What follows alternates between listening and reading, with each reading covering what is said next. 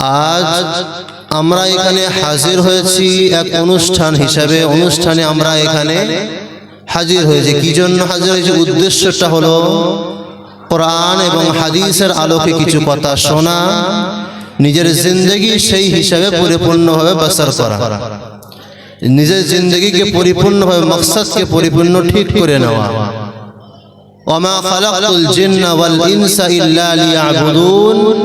আল্লাহ রাব্বুল আলামিন কোরআন পাকের মধ্যে যা বলেছেন যে আমি মানুষ এবং জিনকে সৃষ্টি করেছি ইবাদতের জন্য, অর্থাৎ আল্লাহ রাব্বুল আলামিন যেমন মানুষকে সৃষ্টি করেছেন তেমন ভাবে এই দুনিয়াকে তিনি সৃষ্টি করেছেন এবং দুনিয়ার সমস্ত প্রাণ, সমস্ত প্রাণী, সমস্ত উদ্ভিদ, জীব, সমস্ত কিছুই তিনি মালিক, তিনি সৃষ্টি করেছেন।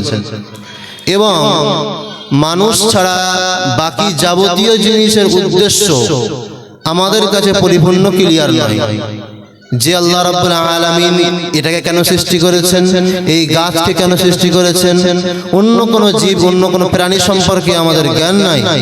কিন্তু এতটুকু আল্লাহ রাব্বুল আলামিন মানুষকে জানিয়ে দিয়েছেন, ওয়ামা খালাকতুল জিন্না ওয়াল ইনসা, আমি মানুষকে সৃষ্টি করেছি, এটা আমার উদ্দেশ্য কি? একমাত্র ইবাদত করবে। অর্থাৎ আশরাফুল মখলুকাত হিসাবে আমাদের উদ্দেশ্য যেটা ঠিক করে নেওয়া, সেটা হলো ইবাদত করা।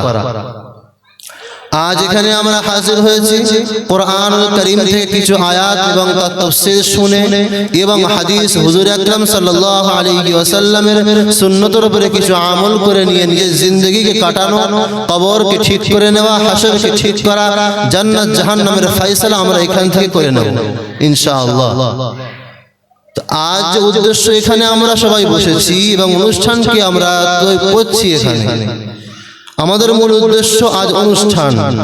এটা মজলিস, কোরআনের মজলিস, নুরানি দোয়ার মজলিস। এটা আমরা যখন এখানে করেছি, আমরা অনুষ্ঠানকে নিয়ে এসেছি, তেমনই ভাবে আমাদের সবার দরকার, আমাদের সবার দায়িত্ব আজ এখানে সবাই উপস্থিত হবে। যদি আমরা এই জলসাকে, মহতি দোয়ার মজলিসকে যদি আমরা নিজের উৎসব বানিয়ে নিই, তাহলে কিন্তু উদ্দেশ্য সফল হবে না। উদ্দেশ্যটা যদি আমাদের দরকার, সেটা কি? ইবাদত উদ্দেশ্য, এবং তার সঙ্গে সঙ্গে এইগুলো করে নেওয়া। ইবাদত সামনে থাকবে এবং এইগুলো জলসা দিয়ে, কোরআন দিয়ে এবং সমস্ত কিছু জেনে, ইসলামকে জেনে আমার নিজের রাস্তাকে ঠিক করে নেওয়া, সিরাতুল মুস্তাকিমকে ঠিক করে নেওয়া।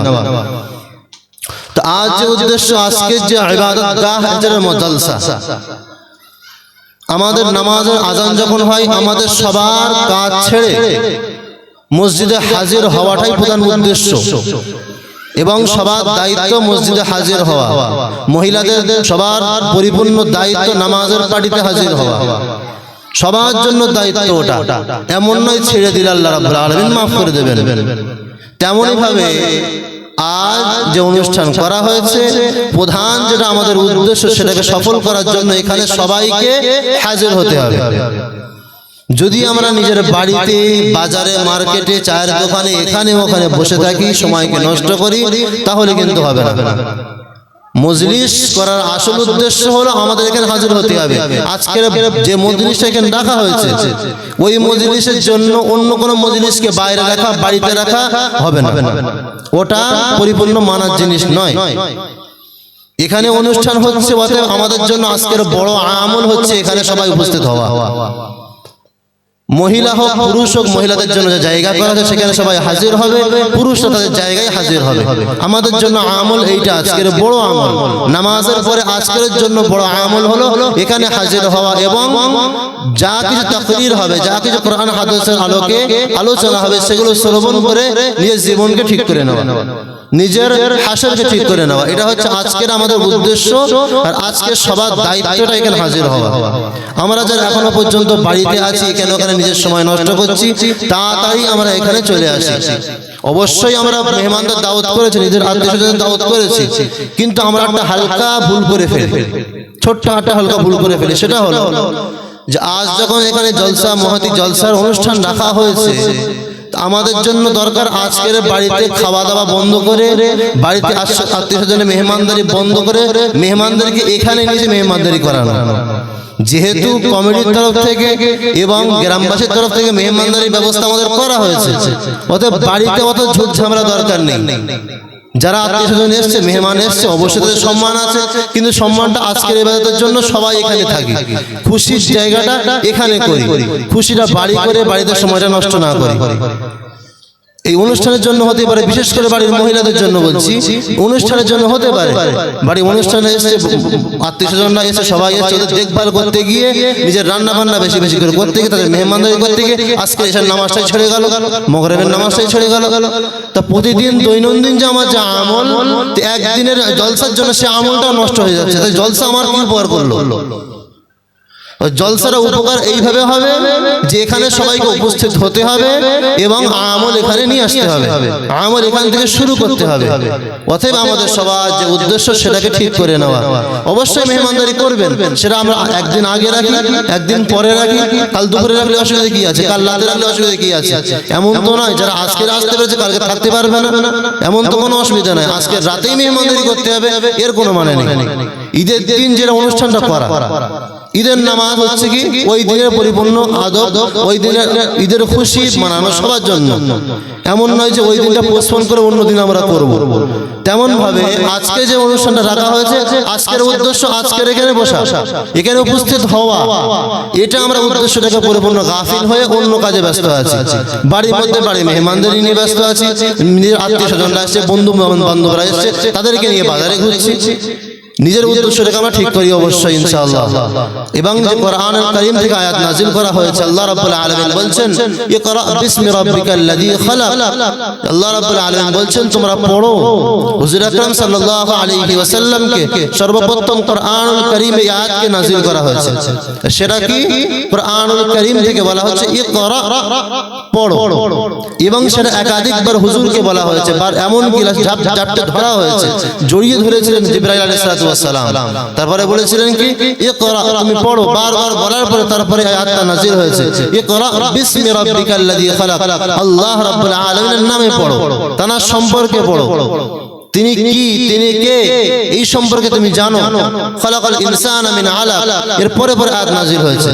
আমাদের আসল যে কথা সেটা হলো, ছোট্ট একটা বিষয় নিয়ে কথা আমি বলবো, সেটা হলো কোরআনুল কারীমে আল্লাহ রাব্বুল আলামিন সর্বপ্রথম যে শব্দ ব্যবহার করছেন ইকরা বিসমি রাব্বিকাল্লাযী খালাক, এই ইকরা শব্দটার উপরে যদি আমরা ইসলাম ধর্ম সম্পর্কে না জানি, না বুঝি, তাহলে আমাদের নিজের আমলকে ঠিক করতে পারবো না, নিজের উদ্দেশ্যকে ঠিক করতে পারবো না। আল্লাহ রাব্বুল আলামিন কোরআন শরীফকে নাযিল করেছেন এবং সবাইকে বলে দিয়েছেন যে এই কোরআনকে তোমরা পড়ো, এই কোরআন তোমাদের জন্য পরিপূর্ণ সহজ করে দেওয়া হয়েছে। এই কোরআনকে তোমাদের জন্য সহজ করে দেওয়া হয়েছে, তোমরা তেলাওয়াত করো, তোমরা জানো, তোমরা তাফসীর পড়ো এবং নিজের জায়গায় ঠিক করো, নিজের হাসরকে ঠিক করো, মওতের ফিকির করো। এই সমস্ত কিছু বলে দেওয়া হয়েছে। আল্লাহ রাব্বুল আলামিন কোরআন পাকে পরিপূর্ণ বাণী হিসেবে বলে দিয়েছেন আমাদের বান্দাদেরকে। কিন্তু আমরা যদি কোরআনুল কারীম সম্পর্কে না জানি, না বুঝি, তাহলে কিন্তু আমরা এই সম্পর্কে জানবো না এবং আমাদের রাস্তা কিন্তু কঠিন হয়ে যাবে। সিরাতাল মুস্তাকিমের উপরে যে রাস্তাটা, যে সিরাতাল মুস্তাকিম আমরা জানবো কিভাবে? কোরআনুল কারীম তো পড়বো না। কোরআনুল কারীম কি আমরা কোথায় রেখে দেবো? আলমারির একদম উপরের তাকে রেখে দেবো। নিচের তাকে রাখার মতন হয় না।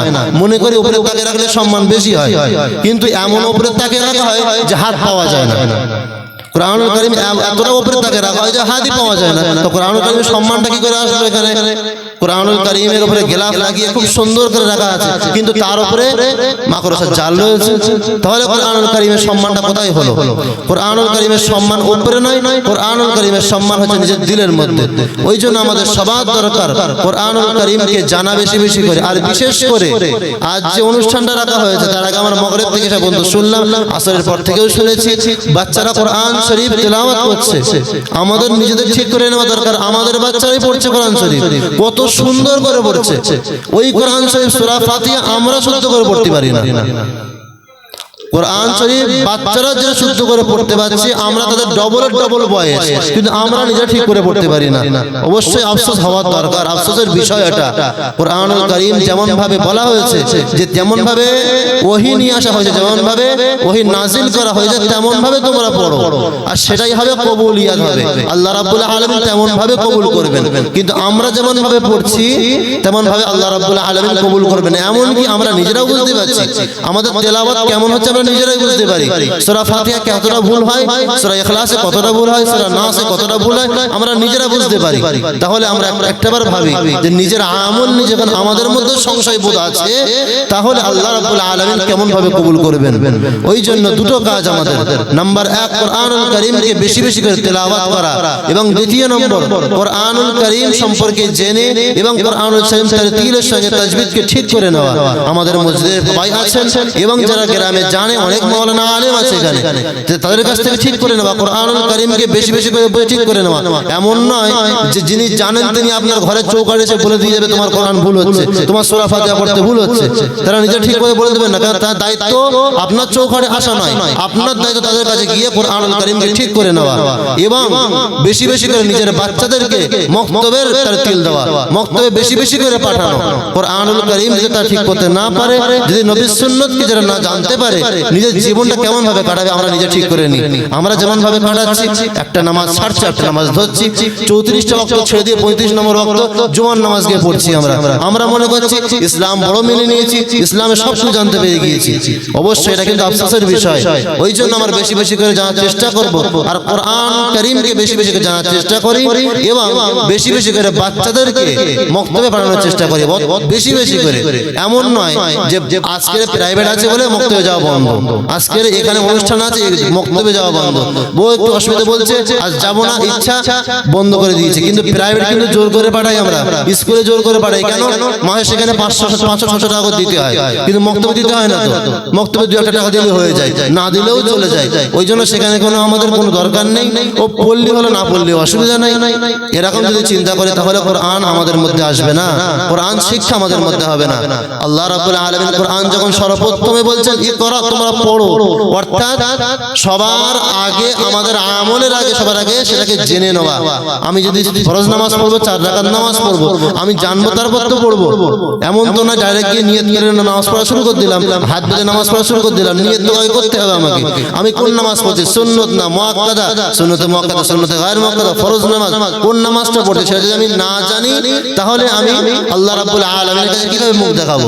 আমি নিজে নামাজ ঠিক করতে পড়তে পারি না, আমি ভাবছি নামাজ পড়াবার পড়লে সিজদা পরপর দিয়ে দিলে আল্লাহ রাব্বুল আলামিন কবুল করে নেবেন। একদিন জুমার নামাজে গিয়ে পরপর 2 রাকাত করে ইচ্ছা মতো পড়ে যাচ্ছে, বড় আমলিয়াতের মানুষ চলে এসেছে, সারা সপ্তাহ নামাজ একদিনে পড়ে নিচ্ছে, কিন্তু ওসব নামাজ পরিপূর্ণ দুর্বল নামাজ। কেন? আমি জানি না ও সম্পর্কে, ওই সম্পর্কে আমি জানি না। ওই জন্য বেশি বেশি করে আমাদের সবার দরকার ইকরা শব্দের উপরে আমল করা, যে আমলটা করব সেই আমল সম্পর্কে আগে আমরা বেশি বেশি করে জানার চেষ্টা করা ইনশাআল্লাহ। আল্লাহ রাব্বুল আলামিন আমাদের সবাইকে বেশি বেশি করে ইকরার উপরে বেশি বেশি করে আমল করা, এবং তার সঙ্গে সঙ্গে নিজের আমলকে, নিজের আমালিয়াতকে, নিজের নামাজকে ঠিক করে নিয়ে নিজের জীবন থেকে, নিজের জিন্দেগিকে বসর করার তৌফিক দান করুন। আল্লাহুম্মা আমিন। ওয়া আখিরু দাওয়ানা আলহামদুলিল্লাহি রাব্বিল আলামিন। আসসালামু আলাইকুম ওয়া রাহমাতুল্লাহি ওয়া বারাকাতুহু।